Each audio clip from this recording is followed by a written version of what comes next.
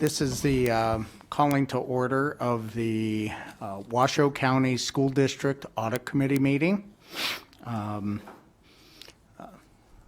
Ms. Cavilla, would you please take roll call? Ben Bartow. I think he'll be checking in remotely. Okay. Wesley Chugilern, Here. Todd Shipley, Here. Ronald Ellis, Here. Jennifer Thomas, Here. Vito Zude, Here. and Nicole Lohr. Present. Okay. We have a quorum. Okay, I'm going to call for a personal point of privilege for the president of the school board, President Smith, and then Dr. Nicolette Larson to speak.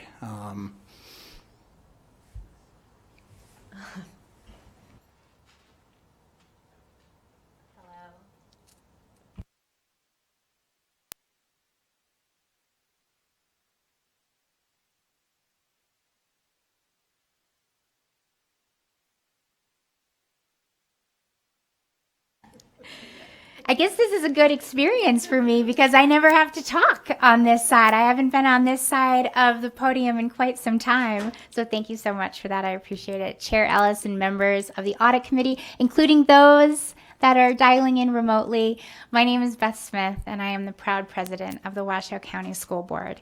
And I am here along with Dr. Diane Nicolette with incredible gratitude for the work that you do, because heaven knows nobody wants the seven of us doing the work that you're doing, and that's because you have the professional expertise. So something I am very proud to say in public and in so many groups is that the Washoe County School District, we are a financial powerhouse. We take financial fidelity very seriously, and we are able to accomplish that with clean CAFRs year after year, audits. You do the student activity funds, capital improvements, our charter schools. Everything that you send to our board builds another layer into the fiscal responsibility that we show. And I am so proud of the work that you do and so very grateful on behalf of the entire board, because we can say here in the Washoe County School District that every penny we spend has a bright light that shines on it. And that's thanks to the work that you do. So the fact that you volunteer your professional expertise, your knowledge to make sure that we are both faithful, not just to our mission to educate children, but to be good stewards of taxpayer dollars means a lot to us. There's a lot of time, huge packets. I've seen what you all review, and I know that there's a tremendous amount of work. And so very truly, on behalf of our board, I wanted to say thank you for what you do. And thank you so much for this point of privilege to be able to speak to you, Chair Ellis, and all the members of the Audit Committee. Thank you. Thank you, Dr. Smith. President Smith, Dr. Larson?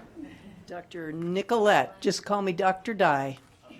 And don't let these 10 pages scare you. I really have just a few points. And the first point is, well, what is most important when I review your meetings, your documents, and when I'm going to vote on something that you have vetted, is that I have a level of trust. And I mean that sincerely. My husband, former retired now CPA, auditor, Touche Ross, J.K. Lasser, all through the years. One thing I have learned from him is that if you can't trust the people who are making really big decisions and providing information to a board of trustees, elected officials, then you've got a problem. And I will tell you, gentlemen and ladies listening virtually, I have never, ever worried about that. I trust you implicitly and explicitly. And thank you so much for your work on behalf of the Board of Trustees. We are very blessed to have you on board. And I personally appreciate you very much, and have a wonderful summer.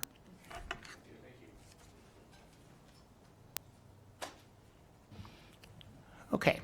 That brings us to item 2, our discussion, presentation, and action items. Item 1 would be approval of the minutes for the Audit Committee meeting held February 13th. I'd just like to note I will abstain from voting since I was not present at that meeting. So is there any discussion from my fellow committee members? I have discussion, unfortunately. Nicole Lohr for the record. I don't see in the meeting minutes Mr. Azude's discussion pertaining to the confidential portion of how audits are selected. And I do believe that he requested that that be agendized for this agenda, and I do not see that item on this agenda. Kirk Starkey for the record. Thanks, Nicole. It's in the minutes. I just, on, let's see here, the page 4 of the minutes, towards the bottom, where it says announcement of next meeting, 3:02. And it's on there. We put, Mr. Azude requested that a discussion of the SAF risk assessment methodology. So we did have it on there. And we got it on this agenda too, item 206.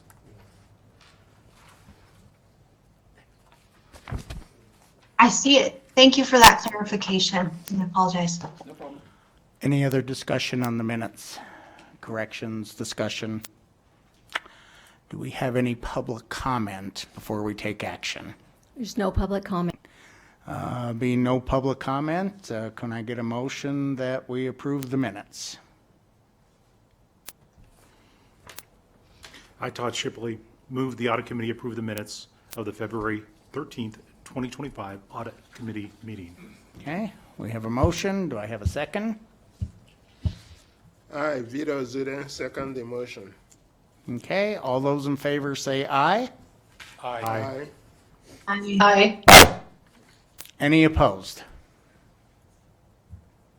Okay, and let the record show that I abstained due to my absence at that meeting.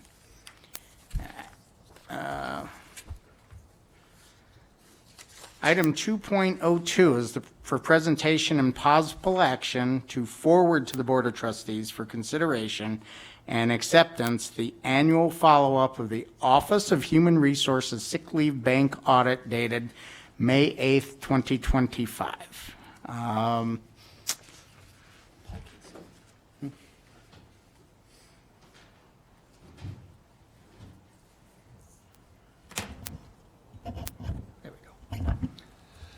Good afternoon, Chairman Ellis and members of the committee. For the record, my name is Paul Casey, Internal Auditor, and I'm here to present the annual follow-up of the Office of Human Resources Sick Leave Bank Audit. Joining us from the Office of Human Resources is Sarah Maurer, Human Resources Manager. I would like to thank Ms. Maurer and Doug Owen, Chief Human Resources Officer, for their assistance in compiling this report. To provide some background, the Sick Leave Bank program is a pool of sick leave time contributed by participating district employees. The purpose of the Sick Leave Bank program is to attempt to alleviate economic hardship brought upon an employee by an illness or injury. The program allows participating employees who have exhausted all their leave to draw additional paid leave from the bank that has been donated by other employees. This provides continuation of pay for a limited period of time while the program participant is unable to work. Otherwise, the employee could be on unpaid leave status. Participation in the program is voluntary, and participant requests for bank usage are received and approved or denied by the respective bargaining units. We audited the Sick Leave Bank program at the request of management after program usage was outpacing contributions for some units, resulting in negative balances. The objective of the audit was to determine whether procedures are in place to ensure there is available time in each sick leave bank prior to approval. The report resulted in 4 recommendations designed to improve the viability and effectiveness of the program. Specifically, we recommended 1, Human Resources should administer the program and standardize guidelines. 2, program paperwork should be secured to protect sensitive, personally identifiable information. 3, the office should consider requiring annual employee contributions to the bank by all participants and additional contributions of participants based upon usage. And 4, consider allowing separating employees to transfer some accumulated sick leave to the bank. The original report was presented to and accepted by the Audit Committee on May 20th, 2021. and the Board of Trustees on June 22nd, 2021. This is a second follow-up to the original report. The implementation status of the 4 recommendations is as follows. Item 1, discussions with the department indicated the program is considered an employee benefit, and as such, changes must be negotiated with each bargaining unit. Although the Office of Human Resources has now established a process to monitor all of the sick leave bank account balances of each bargaining unit and provides account balance status updates to each bargaining unit, no mechanism is in place to prevent the past problem from repeating itself. Specifically, sick leave bank requests could be granted in excess of available bank balances, and no explicit language in current bargaining unit policies exists to prevent the possibility. As a result, this item is considered partially implemented. Item 2, discussions with the department, bargaining unit leadership, and an examination of the various bargaining unit program enrollment forms revealed that enrollment forms no longer contain employee Social Security numbers and are now digitally scanned and forwarded to the department upon receipt. Based upon these actions, this item is considered fully implemented.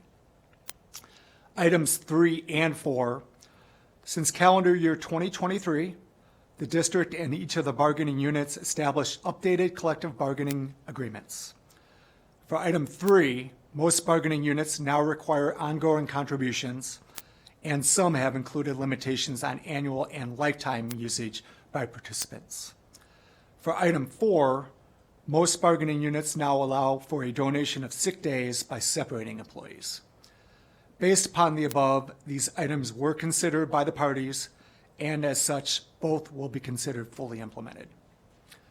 Please also see Appendix A to this report for details pertaining to each bargaining unit and their decisions on a variety of iterations related to these 2 recommendations at the goal of protecting viability of their banks. Internal Audit would like to once again thank Mr. Owen and Ms. Maurer for their assistance working through the open recommendations. We appreciate their work and want to acknowledge their efforts. At this time, I would be happy to answer any questions from the committee. Questions? Anyone? Wesley? Hi, Wesley Chujulin for the record. So I read the report, great report, so good job. Thank you. The question I have is, because I'm not an attorney or anything like that, so when I read it and your explanation is that it's a voluntary thing, right? Voluntary thing, Voluntary. yes. But your recommendation number 3 is recommending everybody, it's required to put in the sick bank. Current participants. Current participants. Yes. Okay. So Yeah, I just, not everyone. Okay, Current because when participants to make ongoing When contributions. I read that, I thought everyone or Yeah, okay. no. Okay, got it. Okay, appreciate the clarification. All right, course. thank you. I have a question on item number 1 that's partially implemented. Yep. What remains to be implemented, or can they not implement this because of the collective bargaining aspect to it? Human Resources and Internal Audit can't do anything to implement it. It is a negotiated item. Okay. And so at the end of their current negotiated agreements, it is something that could be brought up to each of the bargaining units to continue to negotiate and put into place additional language. So I guess a question would be, and it's probably better for better addressed to the HR manager, how is this saying that we can't even account for the bank? Like they report to us the contributions and we have no way of accounting for it? And then saying like, okay, there's no mechanism to say a given teacher, let's say Mrs. Smith, participates in the program and then all of a sudden her daughter gets deathly ill and she needs to be gone for a month. How do we account for that? How does she go for approval? Sarah Maurer for the record, and so the request actually goes to the association, and so they would put in the reason for the request and the request to that sick bank committee through their association. They review the case-by-case basis, and then they notify Human Resources of the days that they're going to approve for their member. Okay. We account for the bank as a total by continuing to keep balances of those banks and reporting on those on a regular basis so that they know exactly what's in their bank. Okay. Thank you. Thanks, Vito. Todd Shipley for the record. On number one, so the first statement is this, the county doesn't have a policy, and we're not going to ever have a policy, I'm assuming, because the collective bargaining units are going to negotiate whatever comes out of this themselves, correct? So where do we think number one's ever going to be completed? So it's, and maybe HR would be better suited for this. Paul Casey for the record. From our standpoint, there just needs to be some clear, explicit language saying that once the bank balance has been used up, if that ever occurs, if there's some other pandemic or something like that, that regardless of the circumstances, no further days can be approved by the associations or the bargaining units. It's really something as clear as that, so that it's clear to all the participants, and the bargaining unit contractual language has something that states that. And I know you have no control over it, and neither does the audit committee, but has it been the recommendation to the management team that's doing the collective bargaining agreements that this is a priority that we get this solved? We do have language in each of the in the agreements that indicates that if the bank drops below a certain amount, then they do require a donation from all parties. And so we monitor that balance, and if that does drop below a certain amount, then we have the right as the district to reach out and assess all members for that day to get them back into that balance. And then we also have the ability to, and they put it in their own agreement, that they won't approve days if it drops below a certain balance. So those are kind of the checks that we have in place to prevent any type of negative implication with those days. So we're effectively complete then. We're never going to get the language you want, the collective bargaining agreements, probably. So I'm just saying, I think we're done. I was here, voted on this originally in 2021. This has been ongoing for years for a problem. We recognized that the problem was corrected. I get we need to audit it and we need to maintain it and make sure they're not doing it, but are we not really effectively done? Mine's not working. Sorry. Kirk Starkey for the record. In a way, yes, but no. Right now, the way it's set up, because all the bargaining units individually decide on what they approve and what they deny when they submit, which is fine. But the catch is, the situation we had in the past, they can approve as much as they want and it's done, and then we find out later. And that's what happens. So they could go above and beyond. Let's say they had a balance of $1,000 or 1,000 hours or 1,000 days.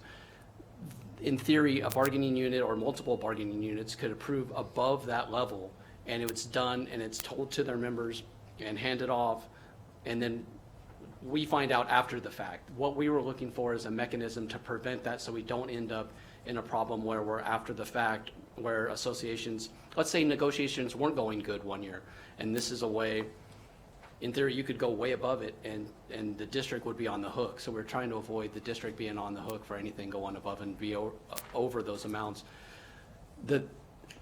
Your point is well taken. We struggled with this on when does it ever get done, or do you assume the risk as an organization and say we're about as far as we can get? We'll consider this one done and move on and accept the risk that this could happen. I don't think it's fair to do that right yet. We have another round of negotiations going on. This item is probably, to be honest, it's probably not the highest one that's going to be on the list when negotiations are going down. But we were just looking for a try. Then it becomes the judgment on at what point, yes, do we say, okay, we've tried for 3 different negotiating rounds, it hasn't happened, here's the risk, do we want to accept it, or do we keep going? So the only answer I have right now to sum it up is basically, we don't have a way to prevent it, so we would like to keep this one open and see how it plays out. Vito Zuda for the record. It looks like, when I read the report, it looks like they were going over in the past. And now what we're trying to do is make sure that they're no longer going over by talking to all the bargaining units. So I think the personnel manager has actually answered some of my questions, because you said that now you guys are keeping track of what is being used. That is so correct. that when it gets to a minimum amount, then you let them know, so that nobody goes over. Because I don't know what happens when you have a zero in your bank and somebody is taking some leave. How do we account for the difference? Right, yes, Sarah Maurer for the record. So since we received those audit findings in 2021, we've put in these protections where we're reviewing these balances on a monthly basis. And so, we have a tracking mechanism that allows us to see exactly how much is being used within that month to ensure that what's in the bank isn't exceeded. And so we review that on a monthly basis and then notify the associations in regular scheduled times as well. Thank you. I have a question. And by the way, great answers. So my question is the banks and how they're contributed to are defined by the collective bargaining agreements, correct? Okay. So my question is, you've described your procedures in wonderful fashion. Are these documented anywhere in general format where you say, this is how we keep track of it, this is what we do when a particular bank with a bargaining agreement falls below a certain amount, and then what the corrective action is, or the appropriate action? Are any of those procedures you've described documented? Yes, so the balances that I spoke about and the assessments are all outlined in the negotiated agreements. And so they've determined what the balance would be when they need to reach out for that special assessment. And so that's all in the bargaining agreement. And then we do have internal working documents within employee services that talk about our work procedure for the reconciliation piece. So I would concur with Todd. You have procedures, the bank is being monitored now. One follow-up question, with the overruns we had in 2021, was that ever made up by the bargaining units, or did the school district have to eat those, or do we know? Did you want to answer? You want me to answer? So it was prior to 2021. That was when the audit was completed, but I want to say it was around mid-2000, like 2015 timeframe. But the district did eat that balance. Okay. There was an MOU. Okay. All right, that's fair enough. Any more discussion from the committee members? Okay. So Wesley, Chief Learner for the record. So I don't have the report in front of me, but for the audit, the internal audit, the scope, did it include reviewing to ensure that the requests based on guidelines, based on the bargaining units, were appropriate so that no one's submitting false requests to take leave? Was that part of your sampling or testing at all? I don't believe it was part of a sampling, but we read through the guidelines, and if we would seen something that would have. But you read through the guidelines, but you didn't test, like pull requests to confirm that they met the guidelines, right? Kirk Starkey for the record. No, we did not, because each bargaining unit has their own methodology, and they were going to do, that was the big concern. They can do what they want to do, whatever that's what scared us. So the reliance is on the bargaining units to Correct. check it, which. Yeah, it's Yeah, up to them. exactly. They can approve, deny for whatever Yeah. their bylaws. Got it. Okay, thank you. All right. Anything from the online gallery? Okay. I think Wes is suggesting doctor's notes for everybody going forward. No, I don't think so. I don't think so. We don't want to make human resources life more difficult than it is. Okay. Okay. Do we have any public comment on this particular agenda item? No public comment. Okay.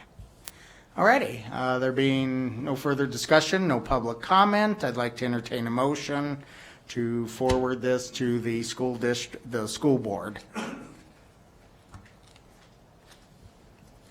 So I, Wesley Chuchler, move that the audit committee forward the board of trustees for consideration and acceptance the annual follow-up of the Office of Human Resource Sick Leave Bank audit dated May 8th, 2025.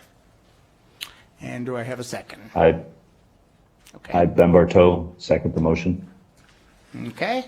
All those in favor, say aye. Aye. Aye. Aye. Aye. Anybody object? Any objections? Okay. Hearing no objections or abstentions, the motion carries. Send it along. All right. Thank you.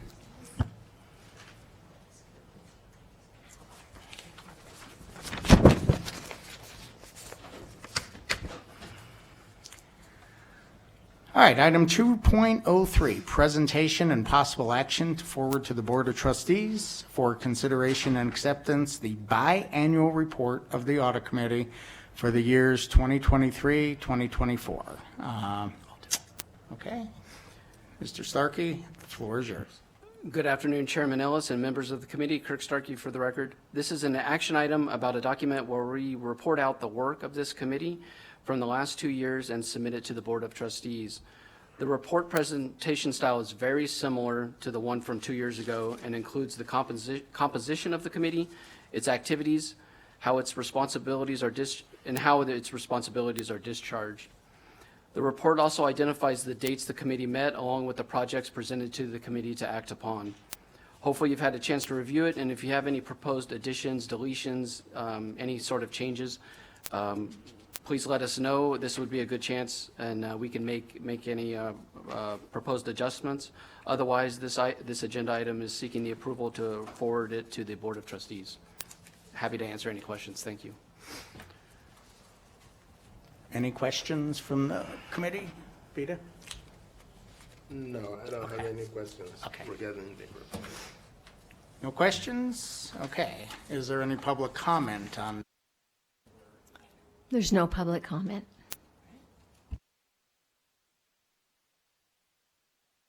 I would like to entertain a motion to forward this to the Washoe County School Board. I, Vito Zide, move that the Audit Committee forward to the Board of Trustees for consideration and acceptance the biannual report of the Audit Committee for the years 2023-24. I, Ron Ellis, will second that motion. And all those in favor say aye. Aye. Aye. Any objections? Any objections? Okay. Hearing no objections, motion carries. Item 2.04, presentation and possible action to forward to the Board of Trustees for their consideration and acceptance the annual independence statement from the Chief Auditor. Mr. Starkey, please go ahead. Thank you. Kirk Starkey for the record. As you may be aware, our department operates under the standards of the Institute of Internal Auditors, IIA. IIA Standard 7.1 requires me to confirm to the Board of Trustees annually the organizational independence of our activities and if there are any impediments to our work. As part of your packet, I submitted a report confirming that the structure of our department properly allows us to fulfill our responsibilities by operating in an environment that facilitates our independence and that we have faced no impediments to carrying out our duties. This is an action item where we are seeking your approval to forward this statement to the Board of Trustees. Thank you. Okay, is there any discussion? Okay. Anybody online? All right, hearing no discussion items. Ms. Cavilla, do we have any public comments? There's no public comment. All right. No discussion, no public comments requested. I therefore will entertain a motion to send the statement to the full Washoe County School Board. Ron. I, Todd Shipley, move that the Audit Committee forward to the Board of Trustees for consideration and acceptance the annual independence statement for the Chief Auditor. Do we have a second? I, Jennifer Thomas, second that motion. Okay. All right. All those in favor say aye. Aye. Aye. Aye. Aye. Okay. Any abstentions or objections? Any nays? Hearing none, motion carries. Okay, item 2.05, status update on the activities of the Washoe County School District Internal Audit Department to include current projects on the current year 25 Washoe County School District Internal Audit Department audit plan. And this is for information and discussion only. Thank you. Kirk Starkey for the record again. This is our standard agenda item that provides an update on our department's progress as we work through the audit plan. I can start at the top and go down. At the top, as you know, the charter schools, that work is complete, and the annual audit follow-ups. We did the sick leave bank just now. We have the IT and the capital improvement program follow-ups. Those will be coming, and we plan to get those to you at the next meeting in August. On the student activities fund side, we're in the process of several other activity fund audits. Incline High School, McQueen High School, and Desert Skies Middle School are in various forms of completion. And in addition, we're continuing to work through the hotline complaints that I'll talk about in an agenda item to follow. The goal is we would get you the McQueen and the Desert Sky reports at our next meeting as well. Overall, I think we're in pretty good shape going down through these projects, but we'll know way better at our next August meeting. One item of note, though, I want to throw out there is pass along. We just had a staff member retire, so we have an open position. We'll be posting before long. So if you happen to know anyone looking for an entry-level position, throw them our way. We'd appreciate it, and I'd be happy to address any questions on this status update item. Anyone have any questions for Mr. Starkey? Yeah. Looks like you're progressing nicely.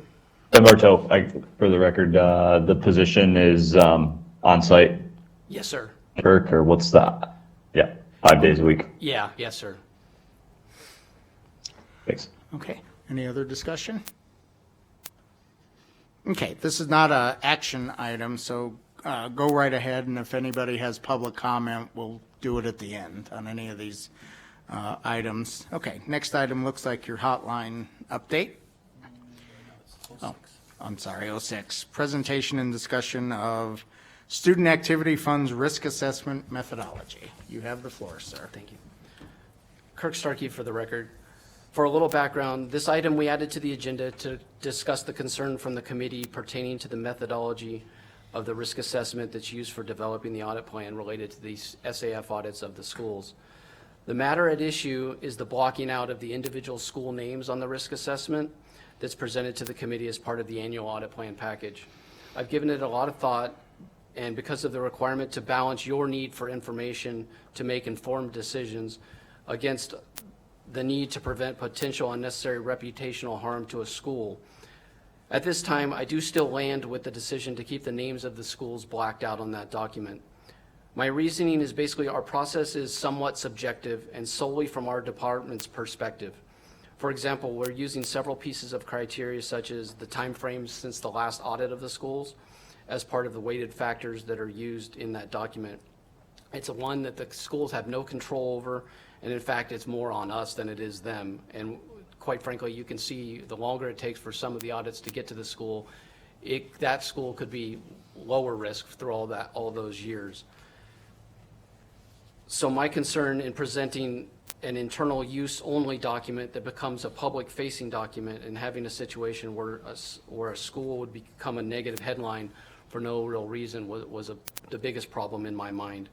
But with that said, I think that we can still mitigate your concerns by having you contact me individually with any questions on the document, and we can discuss anything about the document, any school, any specific school, and where they land in the analysis. That's not a problem.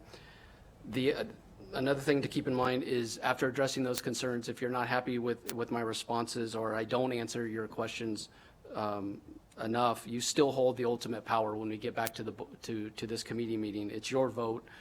You'd have the ability to not approve the contents of the audit plan at that time. I hope this adequately administers this item, but I'll take any questions you have on it. Thanks. I do have a question. Go ahead, sir. Yeah. Vito Zude for the record.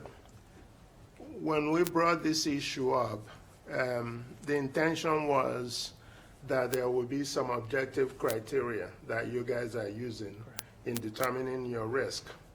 One objective criteria would be like how much money does the school get during the football season or something, which is their major fundraising. Correct. So we were hoping that, committee members will be able to recommend, because when it comes to risk and selecting audits, besides the ones you select, we may make suggestions on some that we want you to look at. Because if they're getting a lot of money, we may want to make sure that their systems of internal control are accurately working as intended. So that's part of that. But when you say that it's all subjective, then it means that some objective measures are not being used in determining your risk. Is that accurate? Kirk Starkey for the record.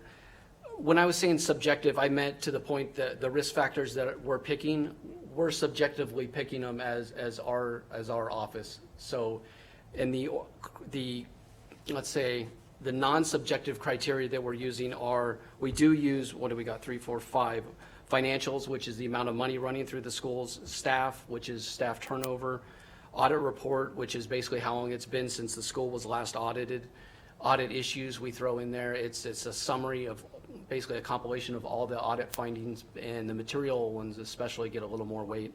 We throw in there as a risk factor, and if there's been any fraud noted at the school within the time frame. So it's 3 objective criteria, but they were subjectively chosen by our office, meaning there could be, a whole host of other items you could pick out and throw out there.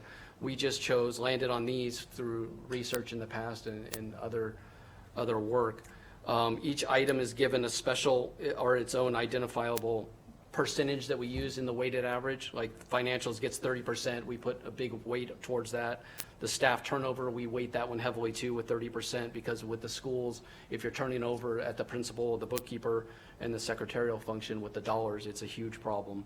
The audit report timeline and the audit issues are getting 25% and 10% respectively. That stuff is still going to be on your risk assessment. You'll see it. The only thing you won't see is the names of the individual schools themselves. And that's why I was thinking the best way, if you have concerns, let's say, hey, Kirk, you're only selecting high schools or elementary schools or schools on the west side of town or something, I could address that individually going through, turn to the risk assessment, you'll see the top 5 are X, Y, and Z. Whereas the other side of the coin is all the schools get laid out here, and some of them will get, it's in color coded, and if they get the red next to it, which is for our internal use, it could get taken out of context and my fear is it becomes a headline in the newspaper. One school gets pulled out and thrown out in the newspaper for something that's probably nothing to do with them, but without it being reported properly, I just didn't think it was fair. Okay. Yeah, go ahead. Mr. Shipley. And Kirk, for the record, Todd Shipley, I agree with that. I understand that, and there are legitimate reasons for keeping that out. Going back to the weighting and how you weight those things, are you objectively determining what that 30 is, how you get to that, or is there a numerical amount that goes, they got 1 through 30 to score that, or are you objectively figuring out there are 25 this week? Kirk Starkey, for the record, great question. We actually have a set of, and I should probably start adding that for the next one too. So like for financials, for receipts, we'll use dollar receipts and we'll have it tiered out by 3 different levels. And so like $0 to $100, you get, let's say, 1 risk point, and then there's another level, but going up to several $1 million. So the higher you go on that scale, the bigger number you get for the risk rating. So like in this one here, we've got some schools that have 22.5 and others have 9, and that's just strictly a function of how many dollars are going through, and then we'll use that as a weighting in the calculation. Thanks, Kurt. I understand that. And I think Vita's original question from the past meeting was, we've never seen you lay that out. Okay. And I think what he would like to see is without the schools in it, that's not what we're looking for. We just want to see how you're weighting it so that we can make suggestions about things that might be good for you to add into it or take out. depending on how we look at it, but we've never seen that, that document that you're using to weight those, so. Kirk Starkey, for the record, that's totally fine. At the next, when we do the, in November, at the November meeting, we'll do the next audit plan. There'll be the backup, basically the backup to the backup. We'll have that as part of the audit plan package. That's no problem. Vito Zude, for the record, I believe that will work. That will help us, Okay, determine, how you're selecting these audits. okay, thank you. Yeah, I would like to add to that, the more objective you can make it, and the more you have standardized your criteria, the less risk there is that something will be taken out of context. If there's fraud that's been identified in a school, I'm a big believer in public transparency. And if you don't want a bad reputation, then make sure your controls are in place.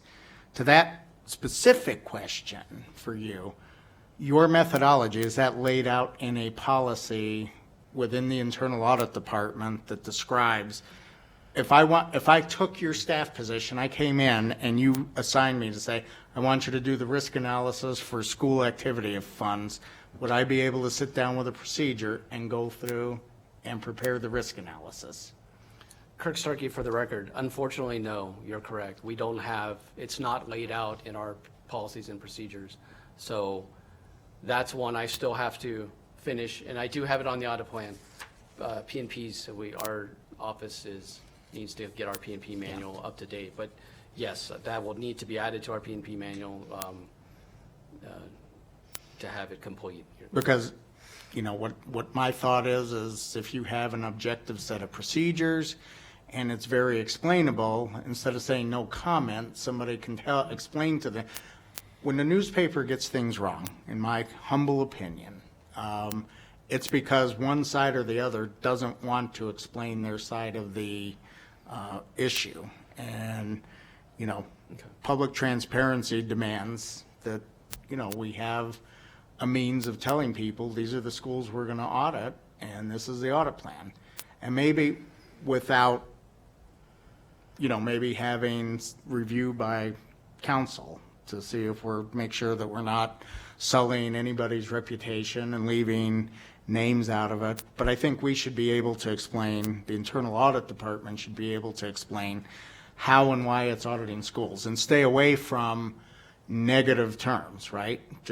Fair enough. We don't have to say this school is high risk. We just say because of the amount of cash that goes through this school, it's on the audit plan, and leave it at that. Thank you. Any other comment from? Ron? Yeah. I just want to make sure Kurt knows and everybody knows, we get your team's work and we know they're doing a very good job. Yeah. This just helps us guide you in making sure that we can be another layer of that protection for what you guys are doing and running to what Ron says, to making sure that it's clear and everything's being run. Appreciate it. Thank you. Nicole Lord, for the record. I echo all of those thoughts and concerns, and just feel that I need to voice my own concern. It's hard. I understand that you're in an awkward position, and it is also hard to be, we're part of an audit committee and oversight committee. And so we're in an awkward position, at least I feel like I am, for just being in this position and not having the kind of transparency. So hopefully in November we'll see, I totally get, we don't want schools to be unintentionally bad-mouthed or anything to that nature. I think it would just give us more comfort to have more transparency. You got it. Thank you. Any more discussion on this item? Questions? Okay. Thank you, Kurt. Let's see, move on to item 2.07, report fraud, waste, and abuse hotline concerns. Okay. You have the floor, Mr. Starkey. Oh, I need these. Kirk Starkey, for the record. This item, again, is informational only. It's about the hotline program that we administer in the office that you're aware of. Attached as part of the packet is the typical standard worksheet that we use showing the status of the complaints that have been reported to our office since the last committee meeting. Since that last meeting in February, we've received 11 new cases. One of the cases was investigated and found to not have merit, and it was closed. One of the cases was closed because the complaint was received and was basically just a statement or opinion only. 4 of our cases that we received, we referred to appropriate responsible departments for their investigation and were also closed on our side. 3 other cases we reviewed and we found to be outside the scope of the program. 2 other cases we still have open and we'll continue to investigate those. On the top part of that spreadsheet, you'll see there's 3 other cases from the prior period that were open at our last meeting. We've now closed them. 1 of them was determined to be outside the program scope, while 2 others we investigated and determined they did not have merit. That leaves us right now with an open inventory. We've got 4 cases that we're actively working on, and we'll get those completed as soon as we can. Overall, we're averaging, it's a little over 3 cases per month is what the intake volume is. Thank you for your time with this one. I can answer any program-related questions if you have any. Okay. Go ahead, Mr. Vito Zuda for the record. Kirk, when you look at a report and you indicate it has no merit, can you tell us what you do to determine that disposition? Yes, Kirk Starkey for the record. So in an instance of no merit, we take the complaint as is on its face. And we investigate it to determine whether or not what is being alleged is actually factually what happened or occurred or is alleged to have occurred one way or another. To arrive at the point of no merit is basically where we're saying, hey, there was an allegation made, but we could not substantiate the allegation. If it came to the point of it was indeterminable, which is sometimes it could happen, we would report out that way. It was just investigated, but it was indeterminable. But in these cases, we investigated, these were not merit. Vito Zuda for the record. So there's an actual investigation before you guys make a disposition on a particular case? That's correct. That's correct. Okay. Thank you. I have a question. When we refer cases to an outside department, like the area superintendent, do we ever get follow-up as to what the disposition of that case was? Kirk Starkey for the record. Good question. The best answer I can give is it depends, and it depends in the manner of the majority that we refer out are personnel related or personnel related matters, and no, I do not follow up and get into those in any way, shape, or form, but I know where they go and how those are being handled. A lot of the other ones, if they go out to transportation, facilities, school police, departments like that, which is, things that are in their wheelhouse, they respond back, we forward it to them, and they respond back with what happened. Okay. Very good. Any other discussion on this particular item? Okay, very good. Item 2.8, presentation of the audit committee calendar for information only. All right. Kirk Starkey for the record. You've seen this one several times. This is just kind of the high-level preview of what's coming up. It's basically the biggest takeaway are the meeting dates. We now have those. We didn't have them last time. They're all there. The next one will be August 14. And then we have our November meeting that will follow that, which is the big one. That'll be the audit plan, and the ACFR will go. If you have any questions or anything you want to add to that, as always, let us know. That shouldn't be a problem. But that's kind of the calendar, and I'd like to say, thanks again for everybody being involved with the committee, big time, appreciate it, and I guess we'll see you in a couple months. All righty. Okay, now, at the end of all that, before I proceed to close the meetings, are there any general public comments? Or, There's no public comment. all right, thank you. All right, there being no public comments, I don't need a motion to adjourn the meeting. Is that correct, Counselor? Okay, adjourn. Thank you. Thank you. Thanks, guys. you. Sorry I was a few minutes late. No problem. Thanks.